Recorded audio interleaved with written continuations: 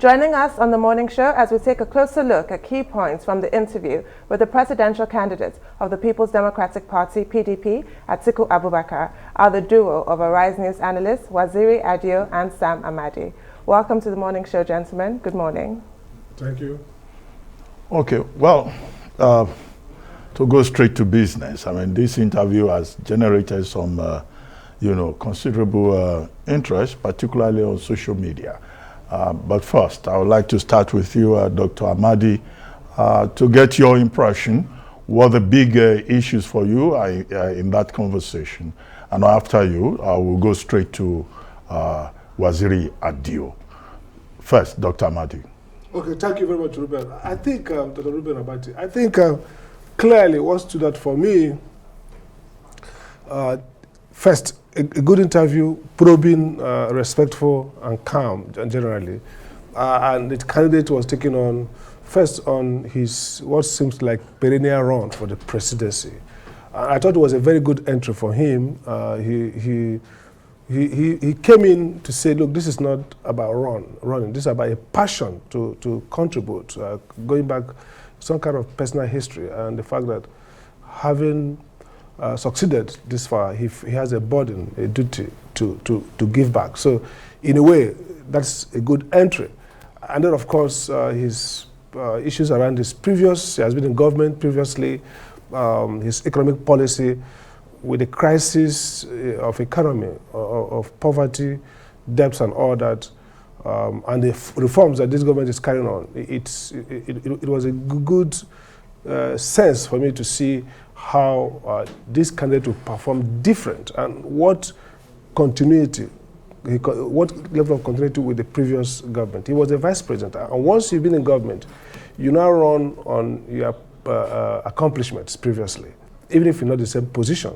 So what came out to me clearly is, first, it seems to me that he has pragmatic, good enough knowledge about the economy, about his policy. Oftentimes, when you hear politicians talk about their manifesto, you see a gap between the excellence of writing and their own articulation. But this, I made a note, I said pragmatic, practical, and which is very helpful. I said something like, for my note, I said pragmatism, institutional memory came out very clear, experienced, functional knowledge of statecraft, fluency on social policy, on his economic policies, and shows a good understanding and fluency of his own manifesto.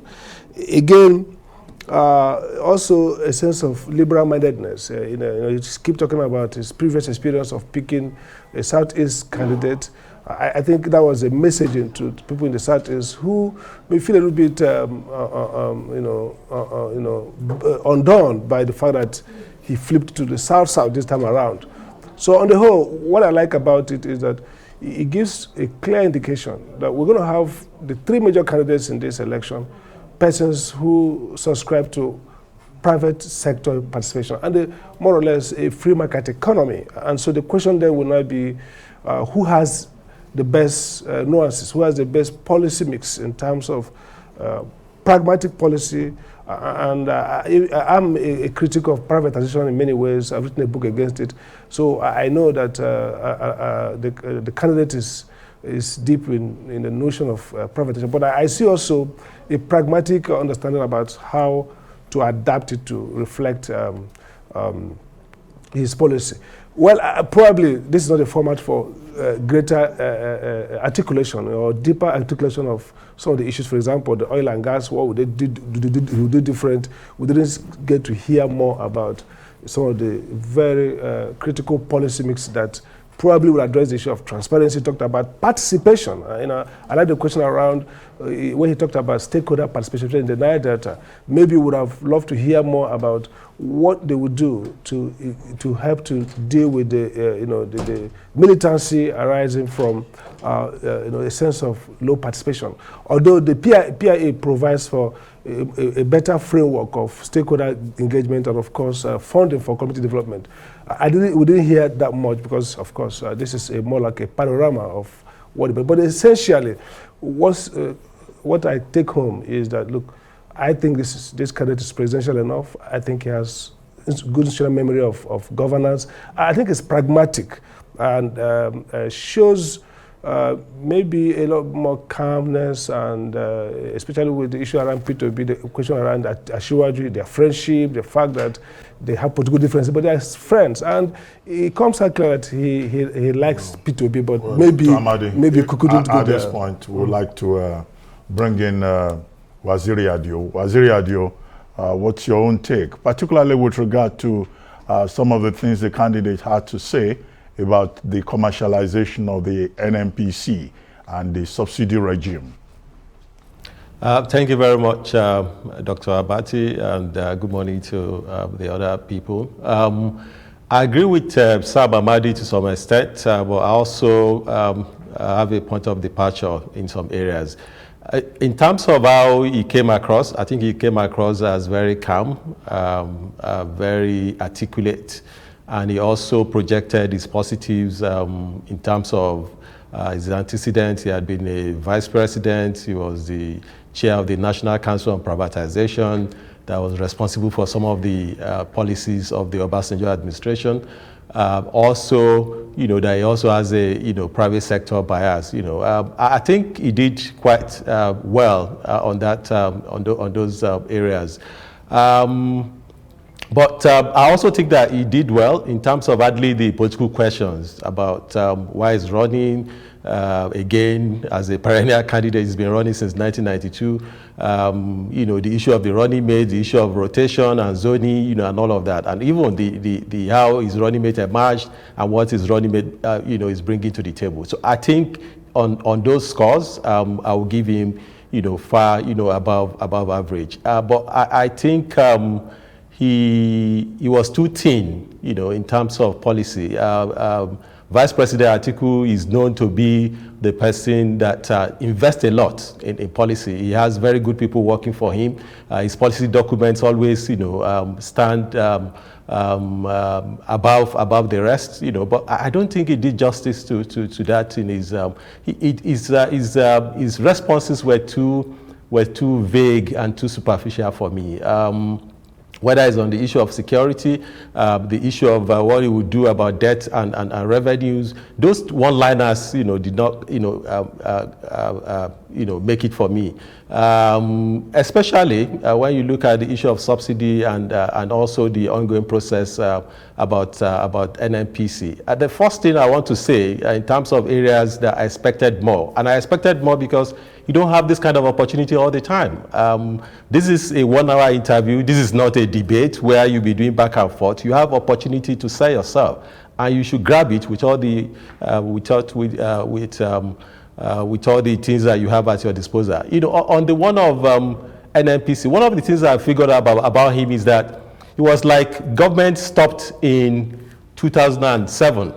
Right? And everything that happened after that didn't matter to him. If you look at somebody that is a presidential candidate, a leading presidential candidate, I expect him to be familiar with the Petroleum Industry Act, which is fundamental, which is landmark, right? And so all the questions I was asking about what is going on in NNPC, the transparency, who is buying, what is happening, and all of that, I think if he had read, or his people who had read section 53 to 65 of the PIA, he wouldn't have been speaking the way he's talking. And he's talking about Saudi Aramco. Yes, that process, Saudi Aramco didn't wake up one day and do an IPO. It's a process. And what is in the PIA is that the NNPC, the company now, is owned by 2 entities. So if a presidential candidate is telling you that he doesn't know who owns NNPC. We have Ministry of Petroleum Incorporated and Ministry of Finance Incorporated owning 50% each. And the board is allowed at some point in time to decide, what next to do. And the CEO of NNPC has said that, they will be IPO ready by next year. So this is concerning for me. Also, the issue of subsidy. This is something that I expect all the candidates he said yes, unfortunately subsidy has to go. I don't think we should be apologetic about this. This year alone, government budgeted 4 trillion naira. That's about 25% of the budget for the year on petroleum subsidy alone. And government has projected that subsidy will go up about $6.7 trillion in next year's budget. That's more than 35% on one item of the entire budget. So we shouldn't be, we shouldn't play politics with it. We need people who be bold, who be ready to take the necessary action, who be ready to take the painful action.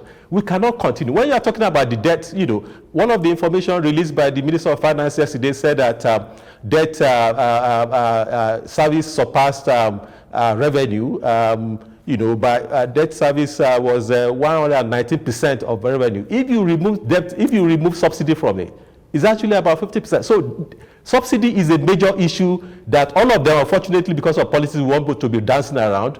But we need people who are ready to, who are bold, who will say, see, we're going to remove subsidy. This is what we're going to use to replace it, to deal with those who would be disadvantaged by the removal. But playing politics and, and dancing around it and say there's a process we started, that doesn't cut it for me. He sounded presidential, but he was too political, and I expected to see more in terms of the policies.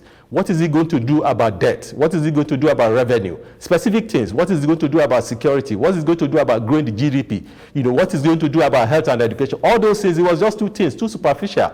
So I hope, maybe when he has other opportunities, he will be able to perform better. Thank you for those varying perspectives. And let's talk about one of the burning issues du jour that came up in the interview, this issue of a Muslim ticket. And he says we shouldn't call him Alhaji Atiku Abubakar. Well, his take on that issue and how for him it was a deal breaker that perhaps he sacrificed his own presidential ambition at the time over that issue. What was your take on how he addressed that? I'll start with you, Mr. Amadi. I think, of course, some answers are expected. If you look at the official PDP has not been very forthcoming, maybe because nobody wants to politicize it. As a political party, I'll be less reluctant to make a heavyweight out of it. But the country there seems to be a consensus that ideally there should be a diversified ticket. So Atiku's candidate Atiku, Alhaji Atiku, candidate Atiku's take on it is expected. This is not something, even Asiwaju himself suffered losses as a presidential wannabe in 2015 because of the Muslim ticket. So everything he said about it is expected and to an extent conventional. But now we've moved beyond that. The candidates have emerged. The party has unveiled, APC has unveiled their candidate. And now what remains now will not be what are the assurance measures that both the APC will put across to those who are aggrieved, and I think they're starting with that. And then the question now is how would PDP and candidate Atiku himself, manage to maximize political benefit from that?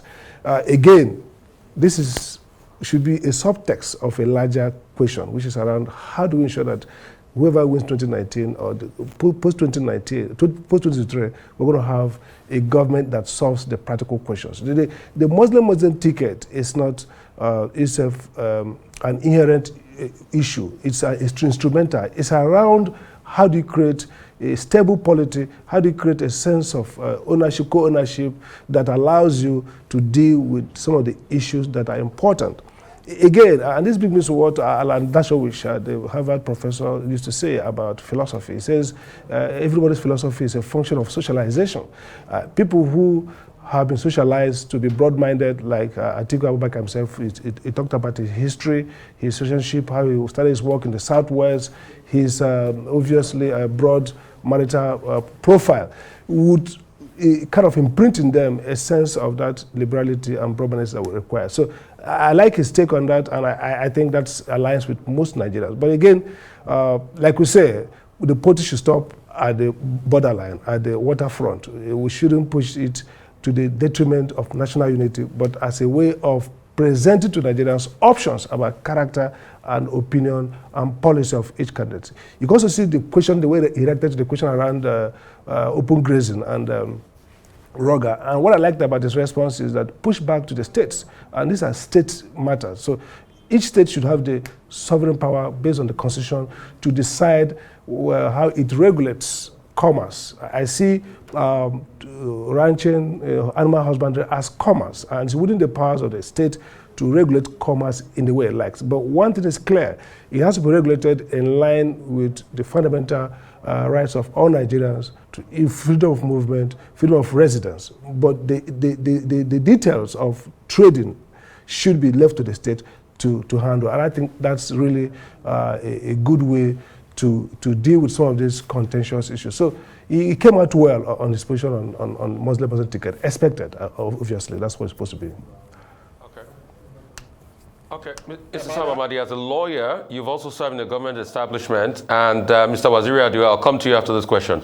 Please, I'd like you to clarify his position on the fact that civil servants can own legitimate businesses. What's the law as regards that? He said, I was running a legitimate business while I was a custom officer. Civil servants can own legitimate businesses. What's your take on that, Mr. Amadi, first, and after you, I'll come to you, Mr. Waziri Adio.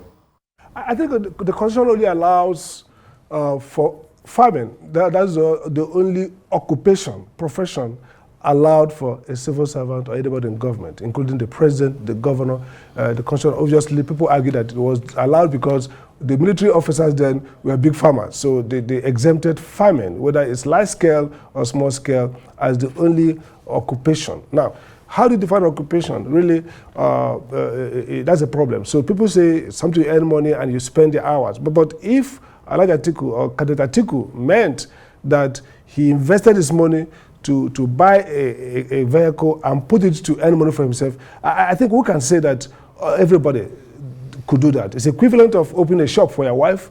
It's equivalent of making an investment. But if you spend your time, that's the essence of that prohibition. You can't spend your time that you're supposed to put in public service to tend to run a business.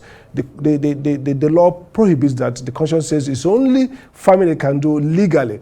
But of course, the Constitution does not prohibit you investing your money in things that people can run for you. So if you open an eatery and people are running for you, that's legit. If you own a car and people are driving for you, that's legit. That's investment, and that's not having two professions.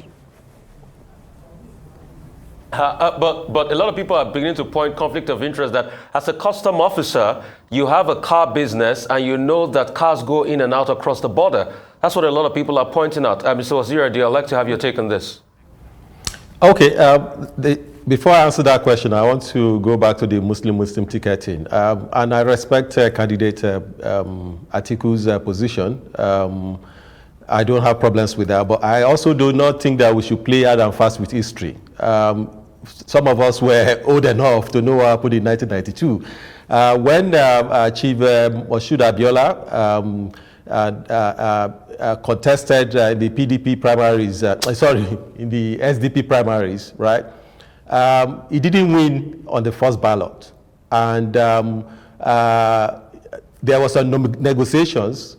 And the late Yaradua, Shehu Yaradua, who was the leader of a faction of SDP that time, called, and they had a deal that Atiku's supporters would vote for Bashir MKO Abiola, and in turn, MKO Abiola would pick Atiku as his running mate, right? That didn't happen eventually. Bashir Abiola eventually went with Baba Gana Kingibe, who also happened to be from the present Northeast and happened to be a Muslim.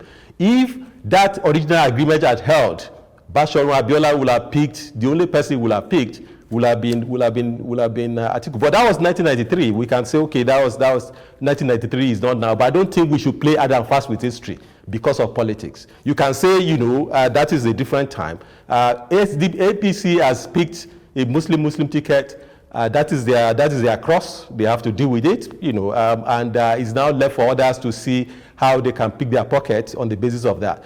On the one about conflict of interest, the Constitution is very clear. What civil servants are allowed to do, we might disagree with it, we might interrogate it, we might also say this is something that needs to change. The only thing you're allowed to do is farming, and maybe to some extent teaching, right? So all this was about say, oh, you have this business. And by the way, public servants are expected to declare all the things they have interest in. So I don't think you can go and say, oh, I have this business that I'm a civil servant. I have this business that I'm running, or some people are running for me, and all of that. It's different from you are buying stocks. That is different. But you are not allowed to, I don't have the details of what, candidate Atiku did, right? So that is not what I'm commenting on, but I'm just commenting on the general principle about what civil servants are allowed to do. We can say in the context of how much you pay civil servants, and the need to regenerate our economy and all of that, that is something that needs to change. But the law is the law. Until you amend the law, it's the law. You have to deal with that. Okay, there was another dimension to that conversation. In terms of relationships, Dr. Amadi, I would like to start with you, particularly his relationship with Governor Nyesom Wike of River State and the aggrieved crowd around him. His point also about his relationship with Chief Olusegun Obasanjo, and the fact that candidate of the Labour Party, Peter Obi, did not consult him, and he doesn't seem to think highly of the Labour Party. He thinks that this is just a social media, sensation that is not even recognized in the northern part of Nigeria. Do you think it was charitable or it was being uncharitable? Okay, just quick response to Waziri before I go to that. The notion of conflict of interest is not what the Constitution prescribes against. So no prescription against owing business, but there is always a conflict of interest if you don't declare those assets and maybe how they affect proceedings, regulatory or otherwise. So I agree that there could be a potential conflict of interest, but it's not on the face of it that you own business. Now back to the relationship issue. I think first thing is that the Atiku's recollection of facts are accurate and correct. Let's start with P2B. It's true that I know personally that he didn't call him before he took a decision to the camp to the Labour Party, and for good reason. The candidate Obi had made up his mind to move on, and of course he didn't want anybody to probably pressurize him. So after the act, he called him. So Atiku's account is correct. I also know as a fact that during the VP search, the notion was recommend 3 persons, and also they had consultations, and of course the committee, I've spoken to those who participated in that committee, and they said each person was asked to explain what he thinks, who he thinks. I said, okay, I prefer Dr. Ruben Agbati or so and so. At the end of the day, the media was out there that they had recommended. So what the committee was supposed to recommend was 3 persons, but of course they could say that more people prefer this person. And ultimately, it rested on the candidate himself to make that choice, and he did. We've seen the same thing in the APC, where the committee said, look, there were about 10 names recommended to a candidate Tinubu, and he decided to pick the particular person he picked. Now, back to whether he has been charitable. I think really that I see a lot of love between Obi and Atiku.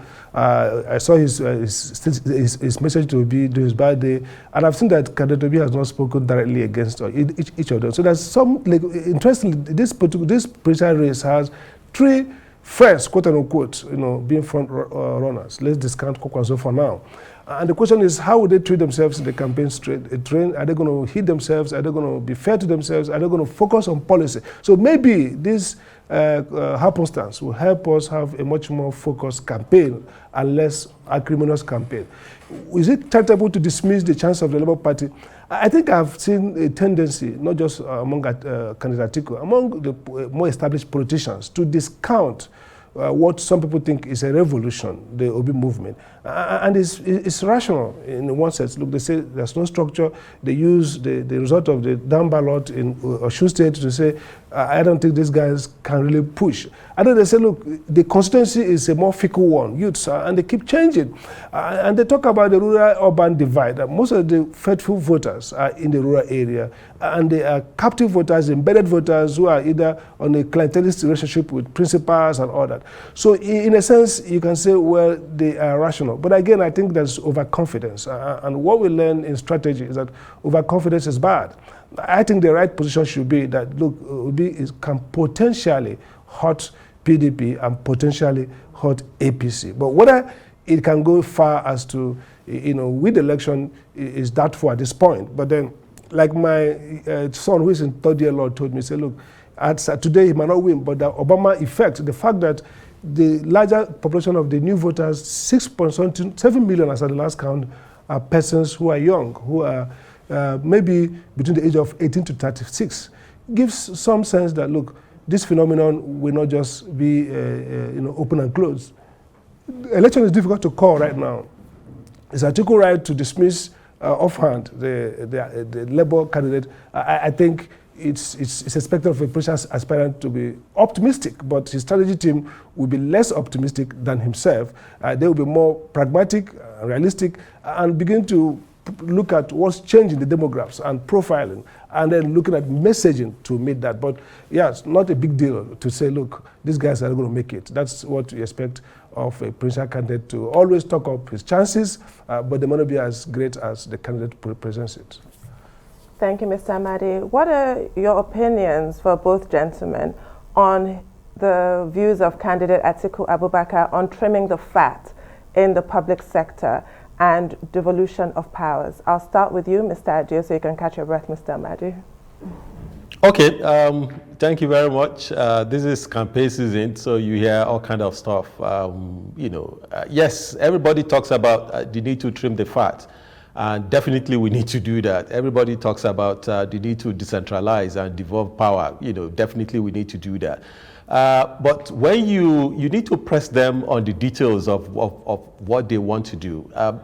Sometimes when you are campaigning, you say things that you think people want to hear and things that you think sound very well. Is when you get there. And I usually default to Maro Cuomo here, when he said that we campaign in poetry and we govern in prose. Everybody has been talking about Orosanye report forever. And everybody says, oh, we're going to implement it, right? When they are campaigning, they do that. But when they get in there, they find out that, they do the cost-benefit analysis and say, okay, what does this mean?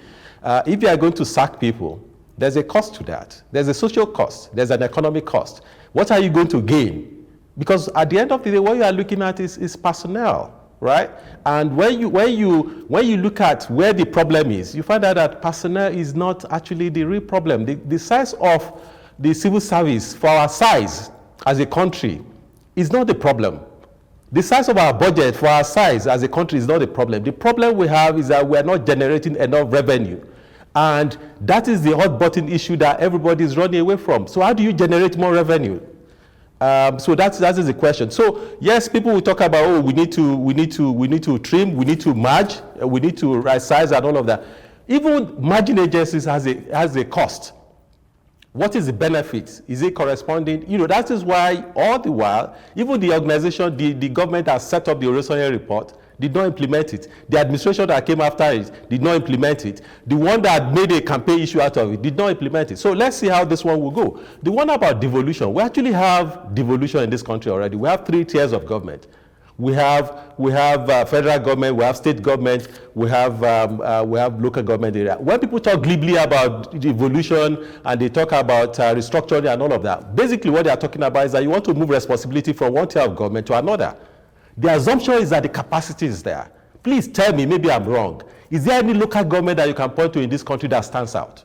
So you assume that the moment you move responsibility, the capacity follows. The moment you move money, the capacity follows. The states that we have, even with the little, what's it called, the little room that they have, what have they done with it? I'm not saying you shouldn't do that, but you shouldn't assume that automatically when you devolve, when you decentralize, things will be better. The assumption is that the closer the government is to the people, the more responsive it is, the more effective it is. But the reality of our country has not borne out. So yes, we need more thinking, and this is where we need original thoughts, not sound bites, not to just say, oh, we do this, we do that. No, what exactly are you going to do? How are you going to go about this, right? So that's, and also this, if you go back to even the issue of state police, the assumption is that yes, when the police is closer to the people, which is good, which is right. They will be able to know what is going on at the local level. But the police is already present at the local level. So you are expecting that, the dynamics will change. The states already control the police. Even when they tell you, oh, we are not the chief security officers, when it suits them, they fund the police in their state. There's no state government that that liaises with the commissioner of police at the state that is rebuffed or is not listened to. So we like playing politics with all of these things to excuse, the failure at different levels. The major problem we have in this country is capacity. Capacity is thin across the board, but nobody wants to talk about that. We like playing politics with soundbites, with whatever is the hip concept of the moment, whether it's sovereign national conference, whether it's decentralization, whether it's restructuring, and all of that. We need to tackle all those things, but we need fresh ideas. We need concrete ideas about how to implement these things. Mr. Amadi, to that question, please. Mr. Amadi, your thoughts on devolution of powers and the overbloating in the civil service? First, I agree with Waziri that we need more rigor. And again, soundbites, yes, that not just among politicians, but also among people who claim to be scholars and human rights activists or civil society leaders. Rigor is important. But if you study developments across the world, you discover that design of institutions impact on their performance. So if you devolve more responsibility to the local areas, in Europe, the Catholic doctrine of subsidiarity is what the EU has been using, which is that when you give people that responsibility to declare to themselves, they develop the capacity, learn by doing, and then the resources, and then the responsibility to manage becomes evident. So I totally think that some of the things in our schedule of the Constitution needs to be transferred to states and local government. Look at the questions we are talking about now about how to manage even fiscal policy, economic. Under Konjiwala, that there was a fiscal responsibility bill which was done to ensure that the federal government sends money to the states and able to monitor it. And the Supreme Court struck it down because it offended the distribution of power in the Constitution. So the design is important, but rigor is also important. And capacity is important, but you create capacity by allowing people learn by doing. And again, what we call cooperative federalism. If you create those ownership and create incentive to produce and to work, then you see competition come again. Think about Western Nigeria and Eastern Nigeria, Northern Nigeria. And Western Nigeria had a university first. The next year, you saw the UNN. The next time, you saw ABU. The same with the development corporation, the Western Nigeria Development Corporation, Eastern Nigeria Development Corporation, Northern Nigeria Development Corporation. That's why we were able to, become a much more sustainable economy. Now, back to the question around cost of governance. I was a member of the Presidential Committee on Public Sector Reform. I authored a private minority report to Professor M.J. Balogu, a UN expert on public sector, and the critical issues we highlighted there. Not just cost of governance is not just about multiplying ministries. The original report was good, but it focused mostly on too many departments and agencies. But if you look at it closely, the cost center of each of these is important. The culture we have, the culture of consumption. Look at, for example, how many ministers have their entourage. For example, under Obasanjo, they talked about banning first-class travel. There's a memo today that says no minister should fly first class. If you look at the difference between a first-class ticket and an economy ticket or a business-class ticket, it's huge. Everybody flies it. When I was chief executive, NEC was the only agency in Nigeria that issued a memo that nobody would fly first class. I enter a plane and I see people I'm regulating flying first class with their children and all on government. So it's not just about restructuring as reducing number, but about destroying the culture of expenditure and consumption and reducing the cost centers. I think that's important. Okay, thank you, gentlemen.